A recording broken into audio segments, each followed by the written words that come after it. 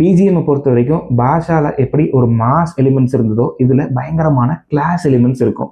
அந்த எஜமா மேலையா கையை வச்சேன்னு சொல்ற ஃபைட் அப்போ வர்ற ஒரு பிஜிஎம், தீபாவளி பரிசு காத்திருக்கிறதுன்னு சொல்லி அந்த லெட்டர் டிராவல் ஆகும்போது வர்ற பிஜிஎம், கள்ளிப்பட்டி போர்ஷன்ஸ்ல வர்ற மல்லு டச்ல இருக்கிற ஒவ்வொரு பிஜிஎம்மும் அல்டிமேட். குதிரை ஃபைட் அப்போ காட் மோட்ல என்டர் ஆயிருப்பாரு ஏஆர். என்னோட மோஸ்ட் ஃபேவரட் முத்து பிஜிஎம் எதுன்னா, முத்துவை எஜமான் துரத்தி விட்டதுக்கு அப்புறம் அந்த குதிரை வண்டி எஜமானி அம்மாவை பார்க்கறதுக்கு கோயிலுக்கு போகும்ல, அப்போ ஒரு பிஜிஎம் வரும். முத்து படமா இருக்கிறதுக்கு ரொம்ப ரொம்ப முக்கியமான காரணம் ஏஆர் ரஹ்மானோட பிஜிஎம். 2 ட்ரிவியா. ஒன்று, குருதி புனல் படத்தோட ஆக்சுவல் வெர்ஷன் துரோகாலுக்கு ஏஆர் தான் ஃபர்ஸ்ட் மியூசிக் பண்ண வேண்டியதாக இருந்தது.